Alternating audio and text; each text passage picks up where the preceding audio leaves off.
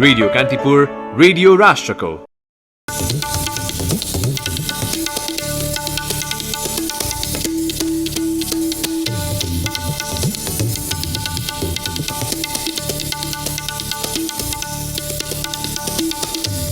तेह्रौं दक्षिण एसियाली खेलकुद साग आज सकिँदै प्रधानमन्त्री ओलीले भिडियो मार्फत सम्बोधन गर्ने। नेताहरूको शक्ति सङ्घर्ष र कमजोर निर्णय क्षमताका कारण 4वटा प्रदेशको नाम र राजधानी अझै अन्यलमा संसदमा छलफल नै हुन छोडेको गुनासो। अन्तर्राष्ट्रिय मानवाधिकार दिवस नेपालमा पनि विविध कार्यक्रम गरी मनाइँदै नेपालमा मानवाधिकारको अवस्था सुधार उन्मुक्त र सन्तोषजनक नभएको आयोगका सदस्य सुदीप पाठकको भनाई। भारतको नागरिकता सम्बन्धी विवादास्पद विधेयक संसदबाट बहुमतले पारित र साग अन्तर्गत पुरुष फुटबलको उपाधिका लागि नेपाल र भुटान भेट्दै अन्तिम दिन आज 14 स्वर्णका लागि प्रतिस्पर्धा हुने। नमस्कार, कान्तिपुर डायरीका साथमा साथी केसु र म इन्द्रलक्ष्मी। समाचार अब विस्तारमा। 13औं दक्षिण एसियाली खेलकुद साग आज सकिँदैछ। मङ्सिर 15 गते राजधानीको दशरथ रङ्गशालामा भव्य समारोहका बीच उद्घाटन भएको साग खेलकुद काठमाडौँ, पोखरा र जनकपुर गरी 3 शहरमा आयोजना गरिएको थियो। अन्तिम दिन आज विभिन्न 5 खेलका स्पर्धापछि सागको औपचारिक समापन हुनेछ। कुल 26 खेलका स्पर्धा समावेश गरिएको प्रतियोगितामा 7 मुलुकका 2715 खेलाडीले प्रतिस्पर्धा गरेका थिए। 317 स्वर्ण, त्यति नै रजत र 482 काँसेका लागि भएको साग खेलकुदमा यसपटक पनि भारतको वर्चस्व कायमै रह्यो। यद्यपि आयोजक नेपालले पदक तालिकामा ऐतिहासिक सफलता हात पारेको छ। यसअघि 8औं दक्षिण एसियाली खेलकुदमा हात पारेको 31 स्वर्णको कीर्तिमानलाई तोड्दै नेपालले 13औं दक्षिण एसियाली खेलकुदमा 49 स्वर्ण हात पारिसकेको छ। आज हुने 14 स्वर्णको स्पर्धाबाट पनि नेपालले केही स्वर्ण थप्ने सम्भावना छ। राजधानीको दशरथ रङ्गशालामा साँझ विशेष कार्यक्रमका बीच साग खेलकुदको समापन गर्ने राष्ट्रिय खेलकुद परिषद राखेपले जनाएको छ। सागको समापनलाई प्रधानमन्त्री केपी शर्मा ओलीले भिडियो मार्फत सम्बोधन गर्ने राखेपले जनाएको छ। झण्डै 1.5 घण्टाको औपचारिक समारोहपछि 14औं सागको झण्डा पाकिस्तानलाई हस्तान्तरण गरिनेछ। त्यसअघि रङ्गशालामा साग पुरुष फुटबलको फाइनल खेल हुनेछ।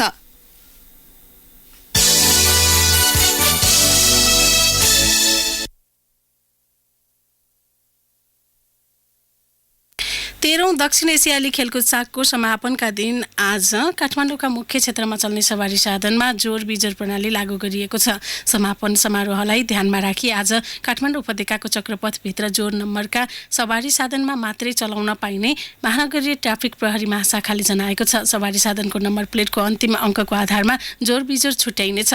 सरकारी अत्यावश्यक सेवाका सवारीसँगै खेलसँग आबद्ध र सञ्चारकर्मीका सवारी साधनमा जोर बिजोर लागू नहुने महाशाखाले जनाएको छ। आज दिनभर चक्रपथभित्र ठूला तथा मालवाहक सवारी साधनलाई प्रवेशमा रोक लगाइएको महाशाखाले जनाएको छ। त्रिपुरेश्वर आसपासको सडक सकेसम्म प्रयोग नगरी वैकल्पिक मार्गको प्रयोग गर्न ट्राफिक प्रहरीले अनुरोध गरेको छ। यसअघि सागको उद्घाटनका दिन पनि चक्रपथभित्र जोर बिजोर प्रणाली लागू गरिएको थियो।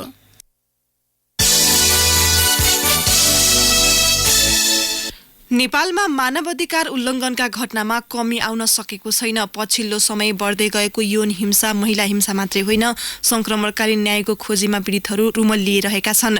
कतै राजनीतिक आस्थाका आधारमा त कतै पहुँचका आधारमा पीडकले उन्मुक्ति पाउने परम्परा अझै पनि उस्तै छ। द्वन्द्वकालीन मुद्दाको सत्य तथ्य पत्ता लगाउन सरकारले गठन गरेका सत्य निरूपण तथा मेलमिलाप आयोग र बेपत्ता पारिएका व्यक्तिको छानबिन आयोग गठनको गतिविधि शून्य प्राय छ। समाजमा घट्ने अन्य घटनाले सरकारले मानवाधिकारको प्रत्याभूति गराउन नसकेको प्रश्न हुन्छ। मानवाधिकारको नियमनकारी राष्ट्रिय मानवाधिकार आयोगले आफ्नो उपस्थिति खासै दरिलो बनाउन सकेको छैन। सरकार र आयोग बीच समन्वय भएको देखिँदैन। आयोगले गरेका सिफारिस कार्यान्वयनमा सरकार उदासीन हुँदा आयोगमाथि नै प्रश्न उठ्न थालेको छ। तर राष्ट्रिय मानवाधिकार आयोगले भने मानवाधिकारको अवस्था सुधार उन्मुख भएको दावी गर्दै आएको छ। राष्ट्रिय मानवाधिकार आयोगका सदस्य सुदीप पाठकले नेपालको मानवाधिकारको अवस्था सुधार उन्मुख भए पनि सन्तोषजनक नभएको बताउनु भएको छ। रेडियो कान्तिपुरको नियमित कार्यक्रम द हेडलाइनर्समा कुरा गर्दै उहाँले राज्य कानुन निर्माणमा एक कदम अगाडि भए पनि कार्यान्वयनमा चुकेको बताउनुभयो। राजनीतिक बाहेकका अन्य आर्थिक, सामाजिक, सांस्कृतिक अधिकार प्राप्तिमा नागरिकको पहुँच नपुगेकाले पनि मानवाधिकारको अवस्थामा उल्लेख्य सुधार आउन नसकेको पाठकले बताउनुभयो। संविधान जारी भएरै तिनै तहको निर्वाचन भइसक्दा पनि तीन तहका सरकारले जनजीविकाका सवालमा मानवाधिकारको मुद्दालाई प्राथमिकतामा नराखेकोमा उहाँको गुनासो थियो। राज्य उत्तरदायी भए मात्रै मानव अधिकारको अवस्था सुदृढ हुने उहाँले उल्लेख गर्नुभयो। मानव अधिकार आयोगको नयाँ कानून मस्यौदा गरेर झण्डै 3 वर्ष अघि नै प्रधानमन्त्रीको कार्यालयमा पठाइए पनि अझै त्यसमा कुनै प्रगति नभएकोमा उहाँले आश्चर्य जनाउनुभयो। संवैधानिक र स्वायत्त निकाय आयोगलाई सरकार आफू मातहत ल्याउने प्रयासमा लागेको हो कि भन्ने भान आफूहरूलाई परेको पाठकले बताउनुभयो। आयोग एक्लैले चाहेर मुलुकको मानवाधिकारको अवस्थामा सुधार नआउने उहाँको भनाइ थियो। आयोगले दिएका निर्देशन गराएका ध्यानाकर्षणमा राज्य जिम्मेवारपूर्वक प्रस्तुत हुन सकेको भए अवस्थामा व्यापक सुधार आउने पाठकले बताउनुभयो। यसैबीच 71औं अन्तर्राष्ट्रिय मानवाधिकार दिवसका अवसरमा राष्ट्रपति विद्यादेवी भण्डारीले उपलब्ध स्रोत साधनको व्यवस्था गर्दै मानव अधिकारको प्रत्याभूति गर्न सबै क्षेत्र क्रियाशील हुन आवश्यक रहेको बताउनु भएको छ। संविधानले मानव अधिकारको सम्मान, संरक्षण, संवर्धन र प्रभावकारी कार्यान्वयनको सुनिश्चितता गरेकाले मानव अधिकारको कार्यान्वयनका लागि विभिन्न निकायको व्यवस्था भएको उल्लेख गर्नुभएको छ। यसैबीच प्रधानमन्त्री केपी शर्मा ओलीले शुभकामना दिँदै मानव अधिकार उल्लङ्घन हुन नदिन, मानव अधिकार उल्लङ्घनका दोषीलाई कानूनको दायरामा ल्याउन र पीडितलाई क्षतिपूर्ति र न्याय दिलाउन पनि उत्तिकै सजग रहेको उल्लेख गर्नुभएको छ। यस्तै दिवसका अवसरमा विभिन्न सरकारवाला संस्थाहरूले विविध कार्यक्रमको आयोजना गरेका छन्।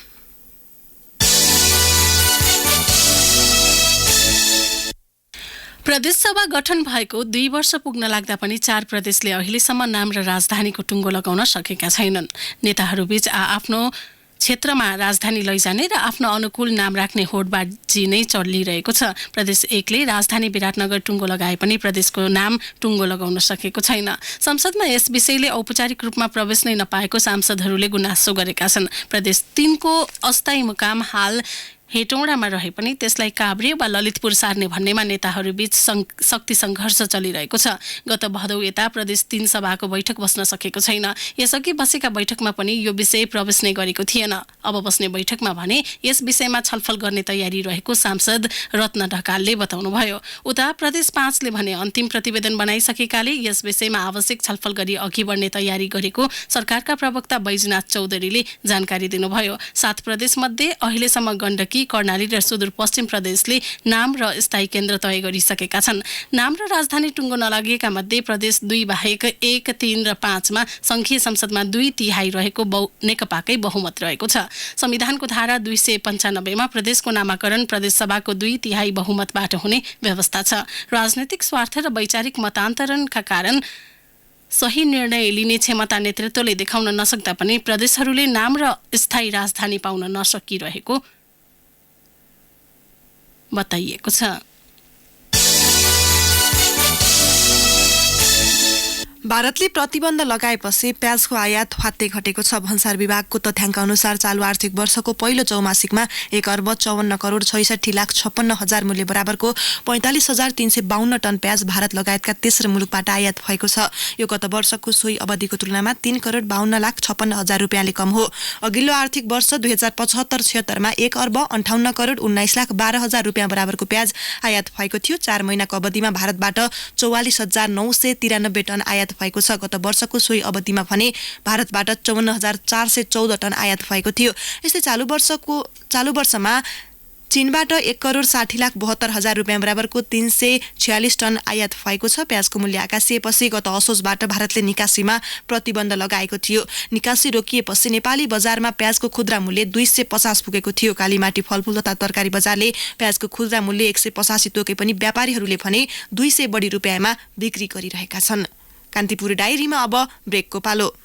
ब्रेकपछि अब बाँकी प्रसङ्ग। राष्ट्रिय जनता पार्टी राजपाले मङ्सिर 30 गतिको समीक्षा बैठकबाट महाधिवेशनको मिति तय गर्ने भएको छ। पटक पटक महाधिवेशनको मिति सर्दै गएको राजपाले त्यसको तयारी पनि सुरु गरेको हो। सबै जिल्लाका प्रतिनिधि र अध्यक्ष मण्डलको बैठकपछि महाधिवेशनको मिति तय गर्ने गरी राजपा अघि बढेको हो। विभिन्न 6 पार्टी मिलेर बनेको राजपाले महाधिवेशनको तयारीकै लागि वडा, पालिका, क्षेत्रीय र जिल्लागत समायोजनको कामलाई अघि बढाएको छ। महाधिवेशनको तयारीसँगै संगठन सम्बन्धमा पनि पार्टीले विशेष ध्यान दिएको अध्यक्ष मण्डलका संयोजक राजेन्द्र महतोले बताउनुभयो। कार्तिक अन्तिम साताको मितिमा महाधिवेशन गर्न नसकेको राजपाले 30 गतेको समीक्षा बैठकबाट आगामी रणनीति र आवश्यक तयारी गर्ने भएको हो। महाधिवेशन अघि नै समाजवादी पार्टीसँग एकता हुने भनिए पनि एकता महाधिवेशन गर्ने गरी राज्यपालले तयारी थालेको अध्यक्षमण्डलका संयोजक महतोले बताउनुभयो। उहाँले भन्नुभयो, एकताको विषयमा सकारात्मक प्रगति भए हामी एकता महाधिवेशनमा जान्छौँ,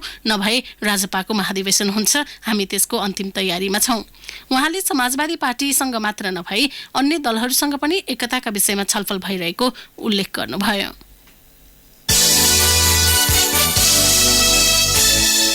अब अन्तर्राष्ट्रिय प्रसङ्ग। भारतको विवादास्पद नागरिकता संशोधन विधेयक लोकसभाबाट बहुमतले पारित भएको छ। हिजो अबेर राति संसदले सुविधेयक पारित गरेको बीबीसी हिन्दीले जनाएको छ। विधेयकको पक्षमा 311 जनाले भोट प्राप्त भएको थियो भने विपक्षमा 80 जनाले भोट गरेका थिए। विधेयक पारित भएपछि प्रधानमन्त्री नरेन्द्र मोदीले खुशी व्यक्त गर्दै केन्द्रीय गृहमन्त्री अमित शाह एवं अन्य सांसदलाई बधाई दिनुभएको छ।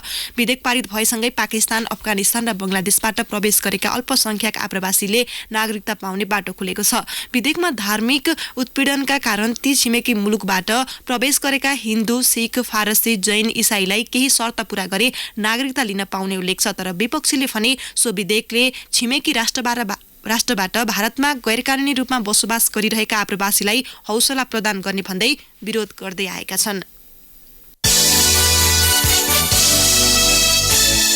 अब खेल प्रसङ्ग। दक्षिण एसियाली खेलकुदको महाकुम्भ सागमा आयोजक नेपालले लक्ष्य अनुरूपकै सफलता प्राप्त गरेको छ। घरेलु मैदानमा 50 स्वर्ण जित्ने लक्ष्य राखेको नेपाल 9औं दिनका खेल सकिँदा लक्ष्यभन्दा 1 स्वर्णले पछि रहेको छ। 13औं सागमा भारतको दबदबा कायमै रहे पनि 12औं सागको तुलनामा उसको स्वर्ण निकै झरेको छ। 12औं सागमा 189 स्वर्ण जितेको भारतले हिजोको खेल सकिँदा 163 स्वर्ण, 91 रजत र 43 काँस्य सहित कुल 297 पदक हात पारेको छ। दोस्रो स्थानमा रहेको नेपालले 12औं सागको तुलनामा निकै ठूलो उपलब्धि हासिल गरेको छ।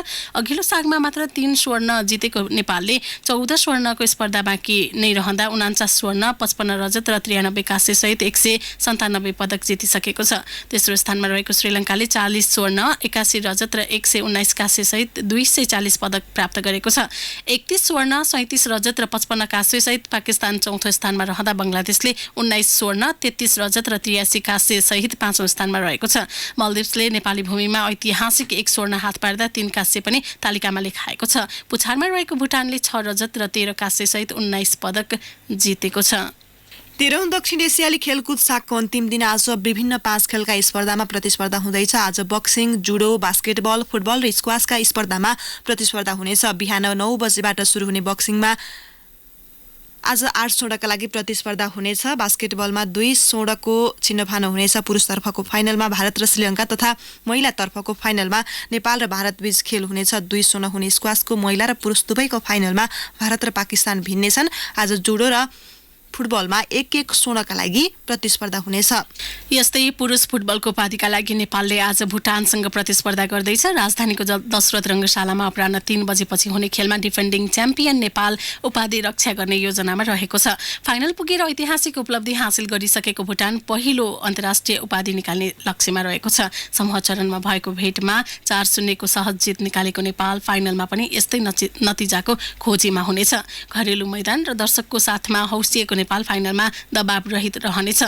दक्षिण एसियाली फुटबलमा निकै ठूलो फड्को मारेको भुटान नेपाली भूमिमा अर्को कीर्तिमानी बनाउने योजनामा छ। भुटान सागको फाइनलमा पहिलो पटक पुगेको हो।